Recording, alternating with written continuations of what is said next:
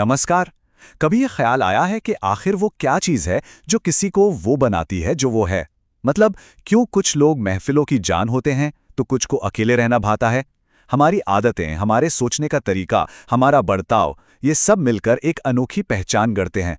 इसी को हम व्यक्तित्व या पर्सनालिटी कहते हैं। तो चलिए आज इसी दिलचस्प पहेली की एक-एक परत खोलते हैं।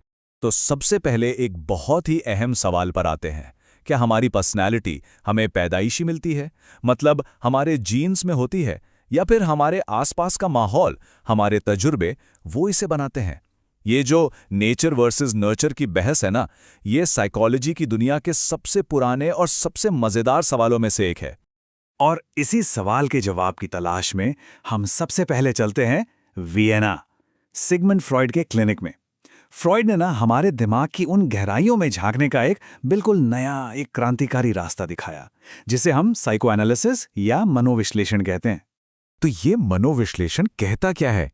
ये थ्योरी मानती है कि हमारे ज्यादातर एक्शंस और विचार असल में हमारे अचेतन मन यानी अनकॉन्शियस माइंड में छिपी इच्छाओं और कश्मकश का नतीजा है। जरा सोचिए, इसका मतलब तो ये हुआ कि हमारे बर्ताव का रिमोट कंट्रोल हमारे हाथ में है ही नहीं, वो तो हमारे दिमाग के किसी ऐसे हिस्से के पास है जिसके बारे में हमें खुद भी पता नहीं। कमाल है ना?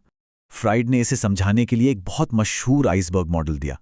हमारा दिमाग ठीक एक आइसबर्ग की तरह है। पानी के ऊपर जो छोटा सा हिस्सा दिखता है वो है हमारा चेतन मन, कॉन्शियस माइंड, जिसके बारे में हम जानते हैं। लेकिन जरा देखिए, पानी के नीचे कितना बड़ा विशाल हिस्सा छिपा हुआ है। बस यही है हमारा अचेतन मन। और इसी में सबसे नीचे है इड, हमारी बुनियादी दबी हुई इच्छाओं का खजाना। फिर आता है सुपर ईगो, जो समाज के नियम, सही गलत का पाठ पढ़ाता है। और बेचारा ईगो इन दोनों के बीच में फंसकर असल दुनिया से तालमेल बिठाने की जद्दोजहद करता रहता है। अब सोचिए, जब इड की जिद और सुपर ईगो के उसूलों में जोरदार टक्कर होती है तो ईगो पर क्या बीतती होगी? जाहिर है बहुत टेंशन होती है। तो इस टेंशन से बचने के लिए हमारा ईगो कुछ तरकीबें निकालता है। इन्हें कहते हैं डिफेंस मैकेनिज्म्स या सुरक्षा प्रणालियां। जैसे कि किसी बुरी याद को जानबूझकर नहीं बल्कि अनजाने में ही भुला देना, या फिर अपनी गलतियों के लिए बड़े तर्क वाले बहाने गढ़ लेना। फ्राइड यही नहीं रुके। उनका ये भी मानना था कि हमारी पर्सनैलिटी बचपन के कुछ खास स्टेजेस से गुजरकर बनती है। ये हैं ओरल, एनल, फैलिक, लेटेंसी और जेनिटल स्टेज। और अगर इनमें से किसी भी स्टेज पर कोई दिक्कत रह जाए तो उसका असर उनके मुताबिक हमारी अडल्ट पर्सनैलिटी पर भी नजर आ सकता है। चलिए, तो अब फ्रॉइड के अचेतन मन की इन गहराइयों से थोड़ा बाहर निकलते हैं। अब हम उन थ्योरीज की बात करेंगे जो हमारे दिखने वाले व्यवहार और हमारे अंदर छुपी काबिलियत पर ज्यादा फोकस करती हैं। और यहाँ पे ना हमें दो बिल्कुल अलग अलग खेमे नजर आते हैं। एक तरफ है बिहेवियरिज्म यानी व्यवहारवाद। ये लोग मानते हैं कि हम एक खाली स्लेट की तरह पैदा होते हैं और हमारा माहौल ही हमारी आदतें और हमारी पर्सनालिटी तय करता है। लेकिन दूसरी तरफ है ह्यूमनिज्म यानी मानवतावाद। ये कहता है कि नहीं, हर इंसान के अंदर बेहतर बनने की, अपनी पूरी क्षमता को पाने की एक जबरदस्त चाहत होती है। एक महान मानवतावादी विचारक हुए कार्ल रॉजर्स। उन्होंने एक बहुत गहरी बात कही थी, एक अच्छा जीवन एक प्रक्रिया है, कोई अवस्था नहीं। ये एक दिशा है, कोई मंजिल नहीं। मतलब जिंदगी का मजा मंजिल पाने में नहीं, बल्कि उस रास्ते पर लगातार चलते रहने में है, खुद को बेहतर बनाते रहने में है। अच्छा, इसी मानवतावादी सोच का एक और जबरदस्त मॉडल है मैस्लो का जरूरतों का पिरामिड। देखिए, इस पिरामिड में सबसे नीचे क्या है? हमारी बुनियादी जरूरतें, रोटी, कपड़ा, मकान। फिर आती है सुरक्षा की जरूरत। जब ये दोनों पूरी हो जाती हैं, तब हम प्यार और अपनेपन के बारे में सोचते हैं। और ऐसे ही एक एक सीढ़ी चढ़ते हुए हम सबसे ऊपर पहुंचते हैं, जहां होता है सेल्फ एक्चुअलाइजेशन यानी अपनी असल काबिलियत को पहचानना।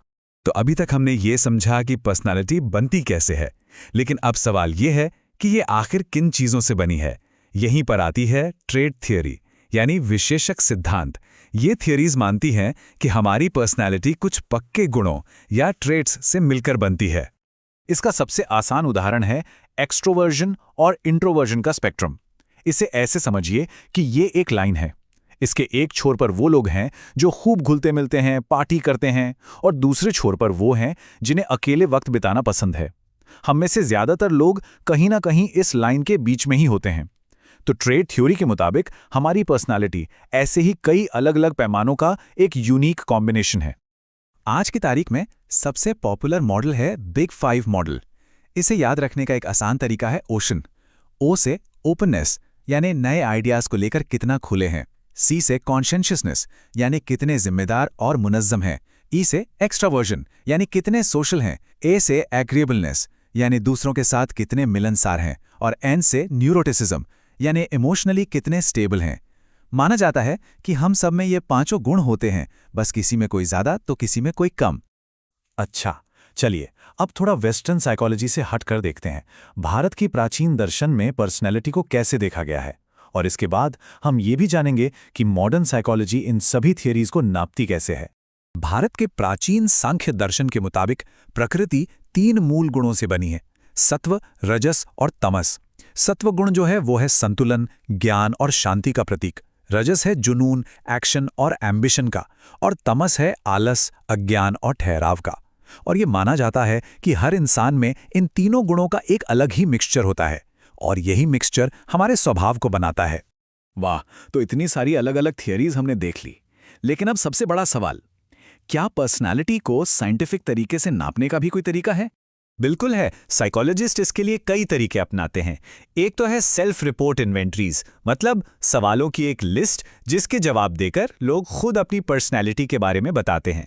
दूसरा तरीका है प्रोजेक्टिव टेस्ट्स, जैसे वो मशहूर इंक ब्लॉट टेस्ट। आपको स्याही के कुछ धब्बे दिखाकर पूछा जाता है कि क्या दिख रहा है, और आपके जवाब से आपके अचेतन मन को पढ़ने की कोशिश की जाती है।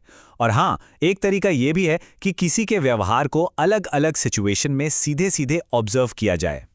तो देखिए, हमने फ्रॉइड के अनकॉन्शियस माइंड से सफर शुरू किया, फिर बिग 5 के ट्रेट्स को समझा और भारतीय दर्शन के 3 गुणों तक पहुंचे। हर थ्योरी पर्सनैलिटी की इस बड़ी सी पजल का एक हिस्सा हमारे सामने रखती है। शायद कोई एक थ्योरी पूरी तरह से सही ना हो, पर अब सोचने वाली बात यह है कि इन सब में से कौन सी थ्योरी आपको अपनी पहचान समझने में सबसे ज्यादा करीब लगती है।